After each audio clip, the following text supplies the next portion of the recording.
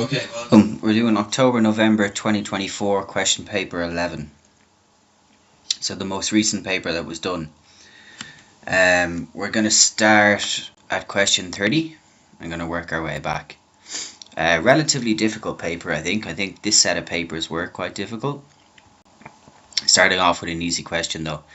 Which situation will a country's term of trade improve? We've covered this a lot of times before. Terms of trade is the index of export prices. So index of export prices over the index of import prices.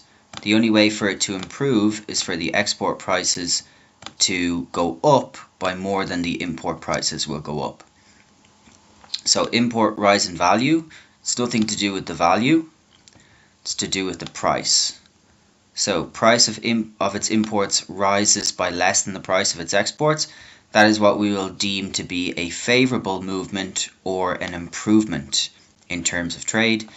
Deterioration in terms of trade, or a fall in terms of trade, is where the price of its imports will rise by more than the price of its exports. Question 29. Government decides to place a tariff on the imports of raw materials. What statement about the impact of the tariff is correct? Okay, so remember, if they place a tariff on the imports of raw materials, what that's going to do is it's going to raise the cost of production, right? And it's going to result in cost push inflation. So it's going to raise the cost of production for domestic producers who have to get the imported raw materials from another country. That is going to shift the aggregate supply curve to the left, and it's going to generate cost push inflation.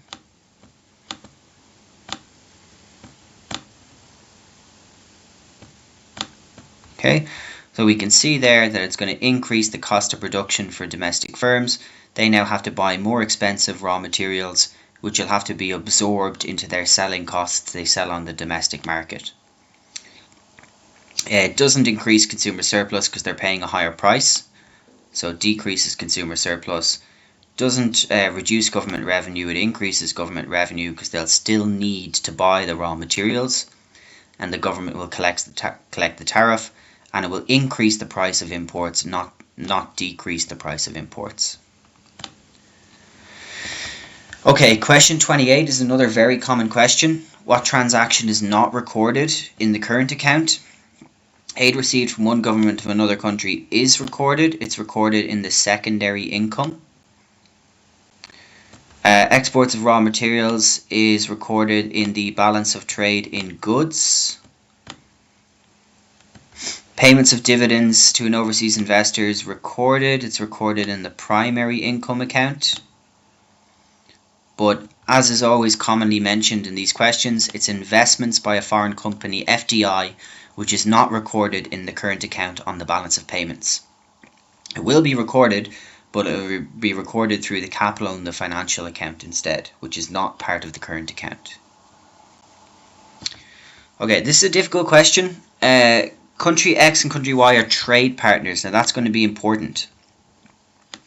Increase in which economic indicator is going to result in a fall in the exchange rate, so it's going to result in a depreciation of the exchange rate.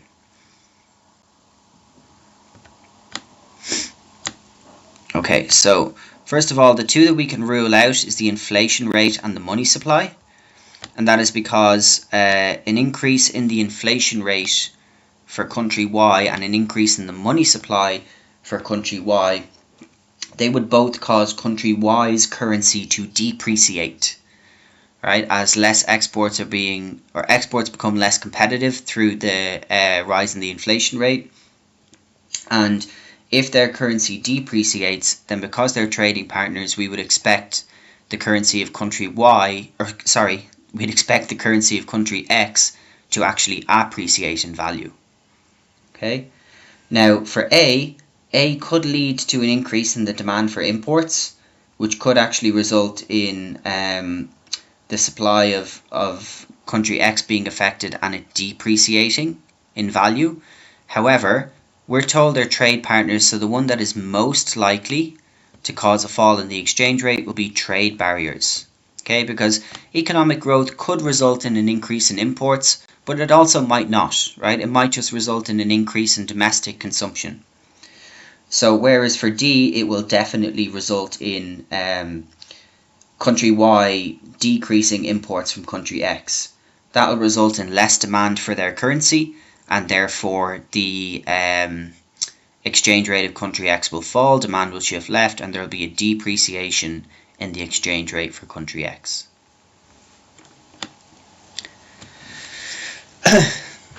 Question 26. Using all their resources efficiently, country X can produce 6 million tons of wheat or 2 million tons of steel. Wheat, steel, 6, 2. Country Y can produce 4 million tons of wheat or 1 million tons of steel. Based on theory, what does the theory of comparative advantage suggest? Okay, so first of all, the theory of comparative advantage suggests that if they have a comparative advantage in either, then they will gain from international trade by being able to agree on a trading agreement that will lie between their opportunity costs.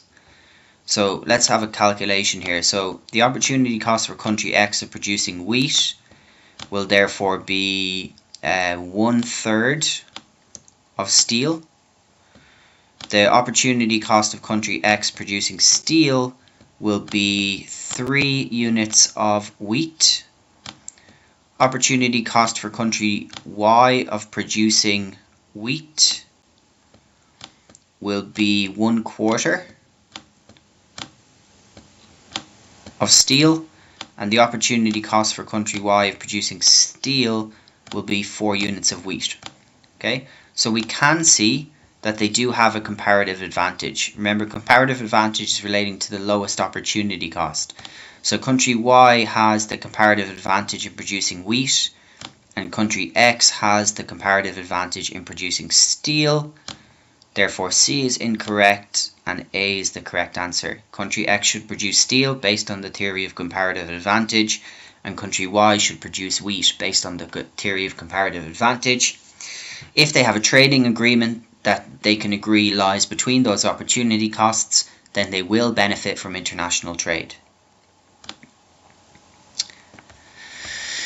Okay, question 25. Government subsidizes training to improve the skills of workers in the industrial sector of an economy. What is the most likely effect on the current accounts and the balance of payments? Very simple, very straightforward question. If we subsidize training to improve the skills of workers, what's going to happen? Productivity is going to rise, quality may rise as well, and then we will export more. Okay, simple. It's not going to result in an effect on our imports. It might actually result in our imports falling, as we may have less need to import if we can produce more on the domestic market and if our productivity rises. But the most likely effect will be the increase in the exports from the increase in quality and the increase in productivity for those goods and services in the industrial sector. Okay, question 24. We're given the trade in goods and services, and we can see that it has negatively declined, which tells us in very simple terms that imports have gone up and exports have either stayed the same or they've gone down. Okay, because of the fact that we can see a deterioration in the balance of trade in goods, which means that we're importing more than we're exporting. Okay, so in very simple terms, this has happened. What is most likely to have caused the change from 2009 to 2021?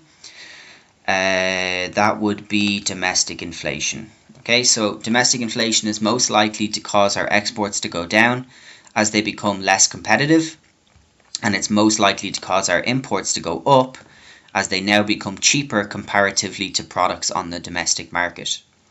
Our exports, however, become more expensive to people in other countries if we have domestic inflation. Increasing import tariffs would result in imports going down, which we know hasn't happened. Increasing the domestic rate of income tax may also result in imports going down, which we know is not what happened, as people have less disposable income to spend. And then increasing domestic employment, we would not expect, or could possibly, of course, result in imports going up, but If we have an increase in domestic employment, same thing applies as B. National income or disposable income would drop, so we'd expect that our imports would drop off.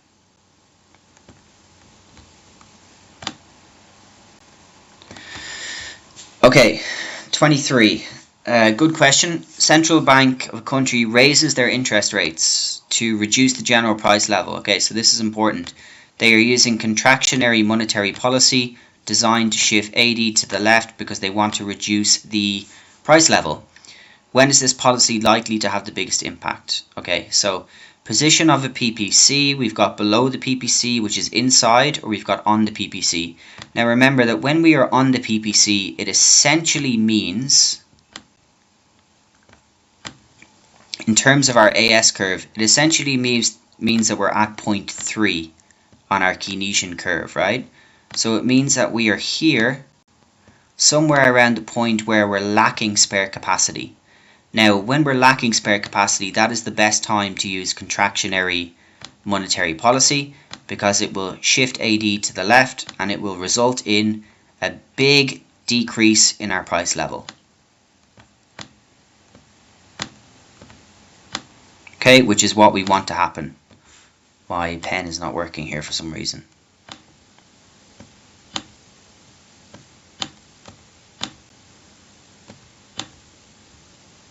Okay, responsiveness of aggregate demand to interest rate changes. We want that to be high because we want consumption and investment to drop so that there'll be a bigger change in aggregate demand and therefore there will be a bigger drop in the price level. If we were below the PPC, we would be at a starting point somewhere around here, and those changes of that contractionary policy would not actually have a big change in the price level.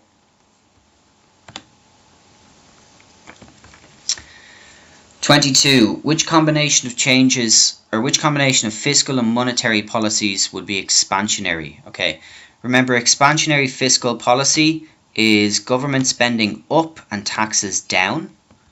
So that's what we're looking for here first. Government spending up, taxes down. And then monetary policy, expansionary monetary policy is an increase in the money supply, a decrease in the credit regulations, a devaluation of the fixed exchange rate, or a decrease in the interest rates. Okay. Please recap on your expansionary and contractionary tools for both fiscal and monetary policy. If you know those and they're basic, then this question should be very straightforward. 21. Which supply side policy is most likely to decrease a government's budget deficit? Okay, so if we're looking to decrease a budget deficit, remember what we're looking to do is we're looking to have government revenue go up and we're looking to have government spending come down. Okay, so therefore we're looking for a policy which will either reduce our government spending or will increase our revenue. Raising tax-free allowances will not help us to increase our revenue. It will actually decrease our revenue. Raising spending would not help us to decrease a budget deficit. It would be the opposite. It would increase a budget deficit because spending would go up from the government. Cutting unemployment benefits would, because that is a form of government spending. And cutting tax rates on companies would decrease our government revenue. So again, it would increase a budget deficit, not decrease. Okay, government makes two changes to income tax. Individual tax-free allowance is increased and marginal rate of income tax is decreased. How will these changes affect AD and AS? Okay, so first of all for AD, it's going to increase AD because what we're doing is we're using expansionary fiscal policy. We are providing or we are increasing the disposable income that people have. When the disposable income for people rises, we will expect consumption and investment as our components of AD to increase, and then we would expect a shift of aggregate demand to the right. Now, what we need to remember is that sometimes these expansionary fiscal policies can also be supply side policies that are designed to increase aggregate supply. So if we decrease the marginal rate of tax here, for example, and if we increase the tax-free allowance, so the amount of money people can earn without actually having to pay any tax, it creates an incentivization effect, right? And that incentivization effect is basically incentivizing people to go to work. Now, what happens if we do that? We may be able to increase the size of our labor force, which will shift our aggregate supply curve to the right. Okay, and then labor force will rise. Question 19. Which combination correctly identifies necessary information to construct an accurately labeled graph of a normal SRAS? Okay, first of all, SRAS, remember, looks like this. So the gradient of the curve is positive, because as the price level goes up, there's more products supplied. On the horizontal axis here, we have real GDP, aka real output. And on the vertical axis, we have our price level. Okay, very basic question. And that will give us the correct answer of B. 18 is a difficult question. A country with a constant population experiences a 5% increase in its nominal GDP during a year. In which situation will average living standards be most likely to have increased during the year? Okay, so the main thing to remember here is, remember that nominal GDP doesn't give us an indication of living standards. What we need is we need to change the nominal GDP into real GDP, just like the graph that we've shown down below. Real GDP will indicate an increase in living standards if it increases. Now, the only way that real GDP increases is after we take our nominal GDP and we adjust for inflation. When we make that adjustment for inflation, if we have an increase in real GDP, we can make an assumption that average living standards will rise. Okay, so first of all, if there's no increase in real national income, or there's no redistribution of income, that is definitely not going to help us positively affect living standards. If inflation is 3%, nominal is 5, 5 minus 3 is 2, we have a 2% increase in real GDP.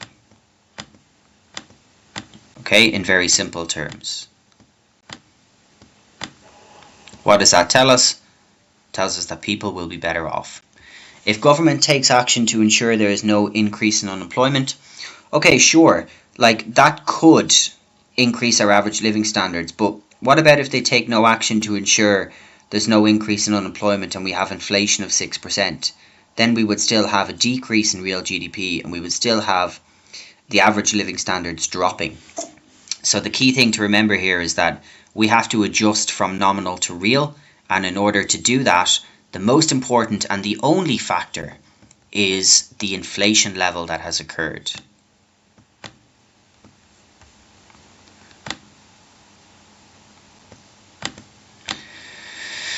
Question 17. What is most likely to increase a country's circular flow of income? Okay, so remember, our circular flow of income, our equilibrium is established when our injections are equal to our leakages. Our leakages consist of savings, taxation, and imports. And our injections equal investment, government spending, and exports. Okay, so what we're looking for is one of these components to change. Now, for the circular flow of income to increase, if you remember these diagrams, they look something like this. You have GDP represented here, and you want to have a rightward change in GDP, you would have your injections here, so I plus G plus X.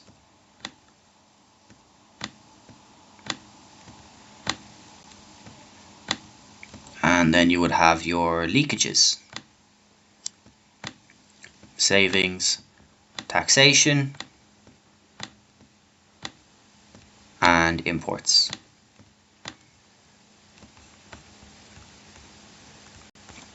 So here would be our real GDP level, and we'd be looking to move this to the right, which means if you can look at the diagram, we would need to have either a decrease here in our leakages, or we'd need to have either an increase in our injections. Okay, so in this case, its budget deficit increases. What will that do? That will result in this component government spending increasing. It will result in I plus G plus X moving up here, and then we can see that that would create a rightward movement in our real GDP, which would result in the circular flow of income therefore increasing. Imports increase, then savings, taxation and imports would move up the line here like so, and then that would actually result in GDP falling. We'd move to Y, if we label this Y2 here. And interest rates and exchange rates will also not positively affect any of the following. So we're looking directly for components that will address either the leakages through decreasing or the injections through increasing. Okay, what is most likely to cause price level to rise? Very simple question, we won't spend long on this. Raw material prices increasing because AS would move left, and we would have cost push inflation. Okay, income taxes rising will move AD left. It is likely to cause a decrease in price level, not the price level to rise. Productivity of labor increasing would move AS right, which again is likely to decrease price level, not for price level to rise. And subsidies paid to producers, depending on what industries they're paid in, but they're unlikely to affect aggregate supply or aggregate demand. They would affect the microeconomic side of the economy mainly.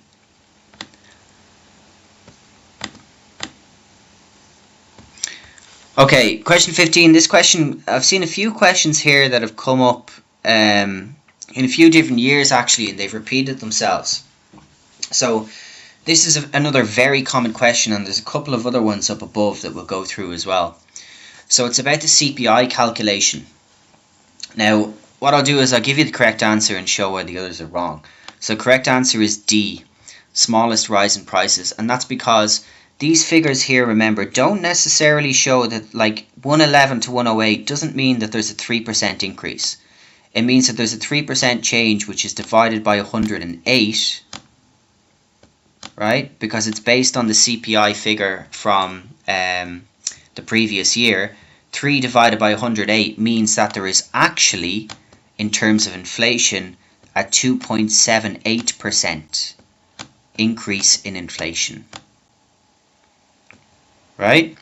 So the smallest rise in prices in 2013, and that's because it keeps increasing here.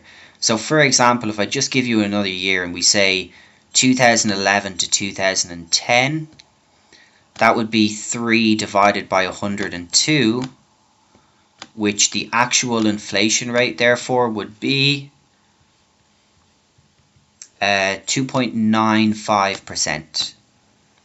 Okay, so as the number gets bigger, if the CPI nominal value is changing by the same amount, like 3 here every year, therefore the actual rate of inflation will be dropping. Okay, prices increased every year. That's not true. We see prices decreased in 2010. Prices increased fastest in 2011. That's not true. Prices increased fastest in 2009. They jumped 4%. And that's an actual 4% because our base figure is 100. Rate of inflation was 2%. That's not true. Price level actually dropped from 2010 to 2009.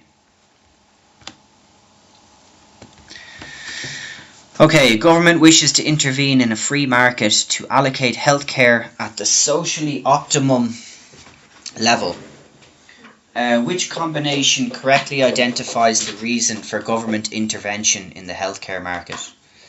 Okay, so first thing we need to identify here is healthcare we know is a merit good, right?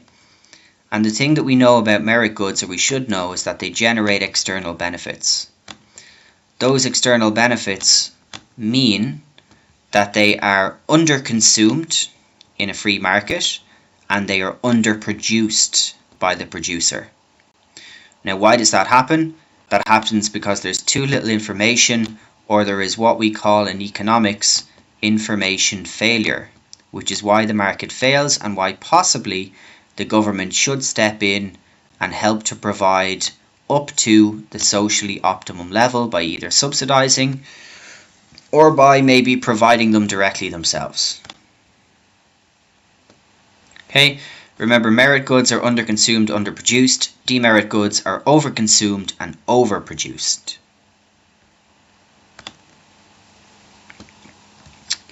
Question 13 is very difficult. First time I've seen a question like this come up before.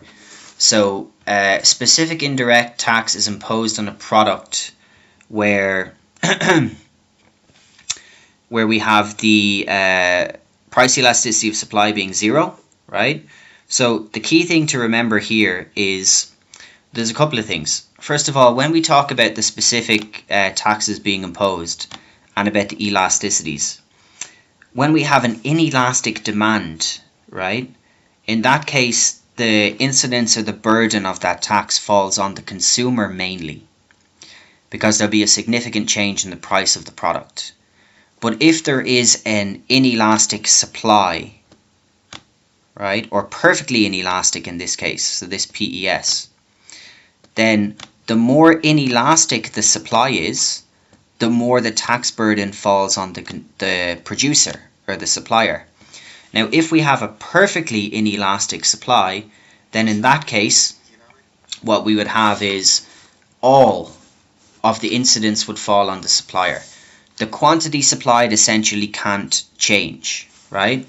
And because the quantity supplied essentially can't change, what that means is that the supplier is just going to have to absorb that specific tax, right? So, for example, so imagine this was our demand, right? We'll just call it unitary. This is our current price in the market. Now let's imagine that this is before the imposition of a tax. Let's say that this is 200.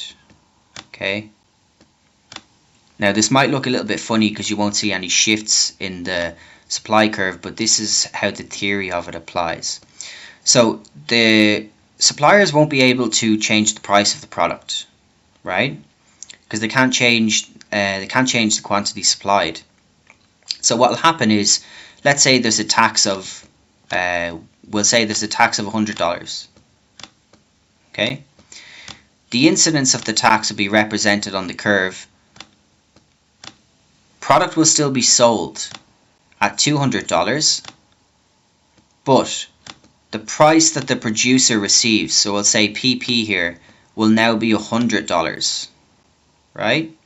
They will still have it sold for $200, but they will now only essentially be getting $100 for it. Remember, the burden the consumer has is reflected in the change of the price that they used to pay to the change of the price that they now pay. But if the supply is perfectly inelastic, that price that they pay will not change, and the producer will have to absorb that into their cost of production. So the burden of the tax will essentially fall completely on the supplier when the PES is perfectly inelastic, and it's just represented on a graph like so. Here's the incidence of the tax. The price that the producer now receives is essentially $100, even though the price for the product, which can't change because it's perfectly inelastic, will now be $200, which is the same as what it was previously, and therefore there is no burden or there is no incidence on the consumer.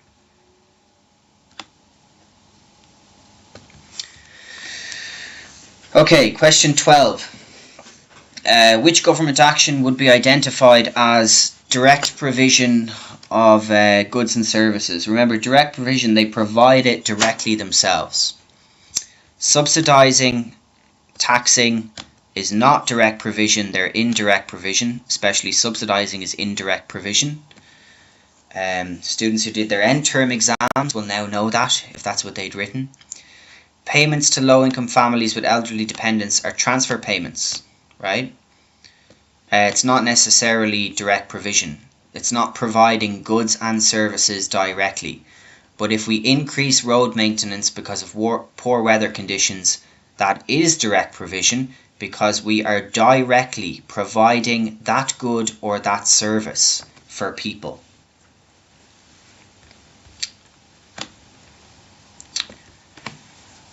Question 11.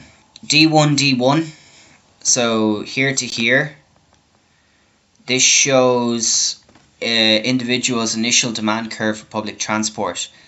What causes the shift from D1 to D2? Okay, so the price of public transport drops. The price that he is willing to pay for public transport has dropped, so we need to find an explanation which would match that.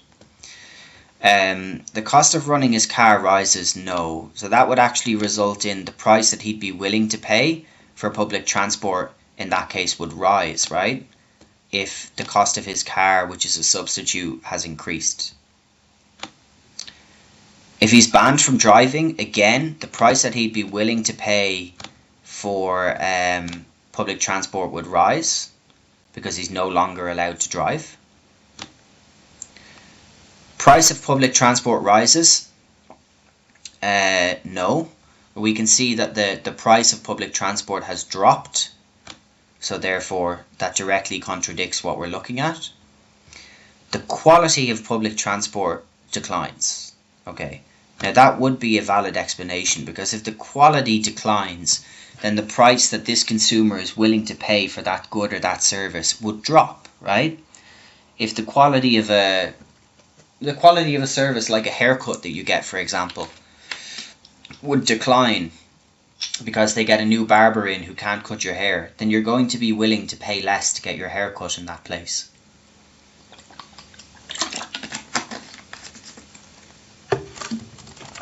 Okay, what elasticity would a shortage of skilled workers affect? Very simple. Would not affect cross elasticity. It would not affect income elasticity or PED, it would affect PES. Okay, because skilled workers are what we need to produce a product, and therefore it will affect our ability to make the product, which is reflected through the price elasticity of supply. PED is the demand from the consumer. Consumer would affect that. Income elasticity would be the consumer's income. And cross elasticity would be whether the goods are substitutes or complements. Question 9 is a ceteris paribus question. What is not held constant? So very simple, you don't even have to really read it. It's the price of the product, because when they ask you a ceteris paribus question, it's always the price of the product. Not held constant when aggregating individual firm supply curves to give the short run market supply. Yeah, price of the product is not held constant. All of the other factors that affect that supply would be held constant. Okay, another question that has come up a lot, seen it on numerous past papers. Price of restaurant meals has gone up. Price of cinema tickets has gone down, and based on the elasticities we need to calculate whether the following is correct or incorrect. So here she's elastic and then she's inelastic. Yim here is elastic and inelastic in this case. Okay, so simple. I'm not going to write it because I wrote it on literally the last paper, which was October-November 2022 question paper 13. There was almost an identical question. If it's elastic, price goes down, total revenue goes up. Price goes up, total revenue goes down. If it is inelastic, price goes up, total revenue goes up. Price goes down, total revenue goes down. Okay, so cinema owners will receive more income or less income or restaurant owners, we can't or we don't know. We only know the change in demand that will happen. So the change of how much these people will spend, whether that will increase or decrease.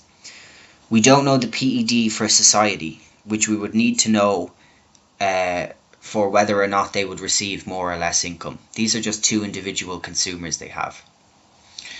So Lee will spend more money on both cinema tickets and restaurant meals.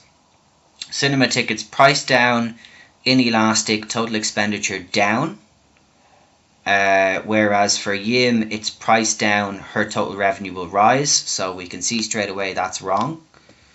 Yim will spend more money on cinema tickets and restaurant meals. Just to clarify, price up, inelastic, which is total revenue up, so she will spend more on restaurant meals.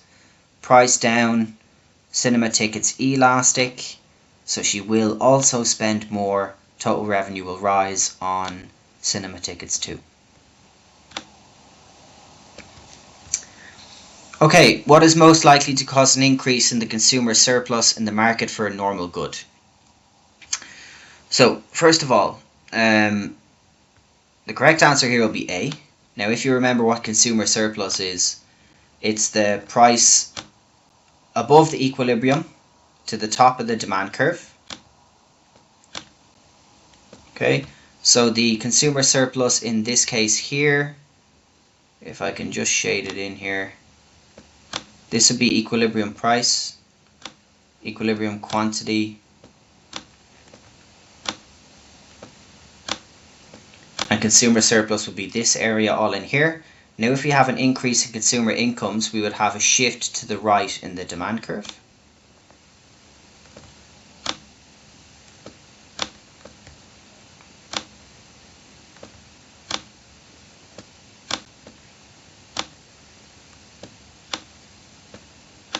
Okay, and as we can see, or as we will shade in, that would result in a larger area of consumer surplus for this consumer.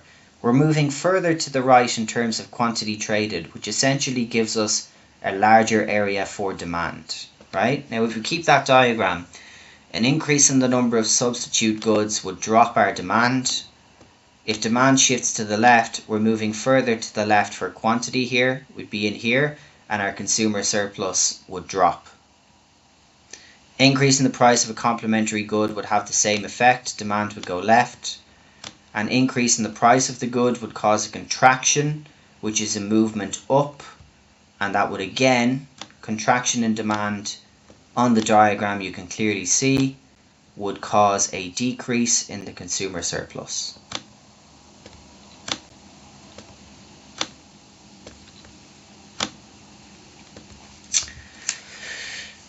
Okay, in a particular year, 12,000 units of a good are sold at $1 per unit. In a later year, 14,000, so more units are sold at a higher price, $1.20 per unit. Consumer tastes have remained the same. What could account for the change between the two? Decrease in the price of raw materials used by producers would not explain it, because the price of the product is increased. Increase in the price of a substitute good, that would explain it, because if there's an increase in the price of a substitute, then the demand for the substitute would drop, the demand for us would increase. When the demand shifts to the right, just like you can see in the previous question, these questions are always linked, by the way. 1 is always, like 6 might always be linked to 7, or 25 might be linked in terms of the topic all the way down to 30. Price will go up, demand will rise, quantity traded will increase, and the price of the product is being sold for will increase. Increase in the rate of tax imposed on producers would also not explain it, because it would shift the supply curve to the left, and the formation of a monopoly would also not explain it. Okay. 5. Farmers use traditional methods, lack access to finance, and employ family members on a part-time basis. Working practices in agriculture could be improved. How would this be shown on PPC? Okay. So, working practices in agriculture is what we're looking to improve, so we have to assume that there's going to be no change in manufactured goods here. right? Manufactured goods are going to stay constant or stay the same.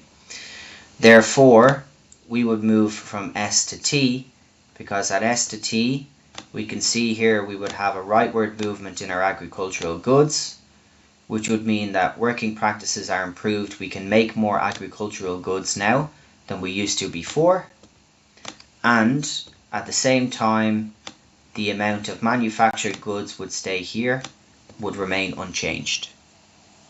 Okay, if we move from S to OR, manufactured goods or working practices in manufactured goods would be improved, and that is not what the question asks us. And agricultural goods would stay the same in that case.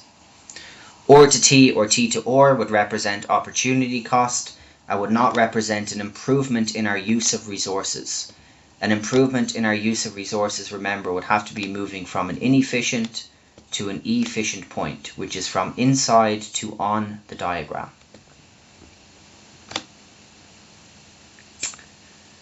Okay, simple. We also did this very recently in the last paper as well. Constant opportunity costs is the straight line PPC. It's A. C and D are not relevant. You don't study them. C is a form of opportunity cost, but it's not studied under AS Economics.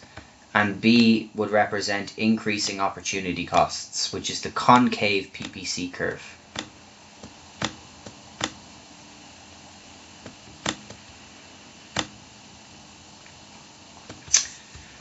Three, which statement is not correct? Addictive drugs are regarded as demerit goods because users are unaware of the full damage they do. That is correct. Air is regarded as a free good. It has no opportunity cost. Resources are not scarce. Correct. National defense is regarded as a public good because once consuming it reduces. Okay, so that's going to be our correct answer. One citizen consuming it reduces the amount available to others. Not true. Public goods are non-excludable and non-rivalrous. So one citizen consuming it does not reduce the amount available to others. And visits to a doctor are private goods because they're rivalrous. So they do have one citizen consuming it reduces the amount available to others, taking up the doctor's time, for example. That's why visits to a doctor are private goods, because they are rivalrous, unlike the public good. Okay, question 2. A firm operating in country S moved its capital equipment to a larger factory in country T. It also installed more of the same equipment and increased the size of its workforce. From the evidence provided, what must be true? Okay, so they've been able to change their capital equipment and they've been able to increase their labour force. Remember, the labour force is something, or labour is the only factor of production generally that we can increase in the short run. If capital increases, that tells us that we're in the long run. The very long run, remember, is only represented in general, not in all cases, remember, by technological advances or technology. Okay? Oh, I can't type it out on this, so I'll just write it here. So the very long run is represented by technological advancements, which we haven't been told about, so we assume it's in the long run. Nothing to do with their division of labour and nothing to do with their supply curve shifting left. That doesn't make any sense. Their workforce is increased in size, not decreased in size. Okay, so therefore, because they've been able to adjust their capital and increase the size of their labour force would be short run. Capital equipment and the installation of the new equipment would be long run. If they had any technological advances, that would then tell us that it's the very long run. Finally, question 1, what is a normative statement? Again, remember, a normative statement is an opinion or a subjective based statement. Annual rate of inflation increased, that is a positive statement. It's factual, it can be tested. Same with B and same with C. All you have to do is read the language that they're using when they're making the statement. Normative statement would be D. Rise in interest rates in Malaysia is expected to only have a small impact on the rate of inflation. It's an opinion or a statement being put forward that isn't based on fact. right? Whereas the others are all categorical factual evidence. Percentages are provided, hypotheses that can be tested are provided. Okay, and that's the end of this paper.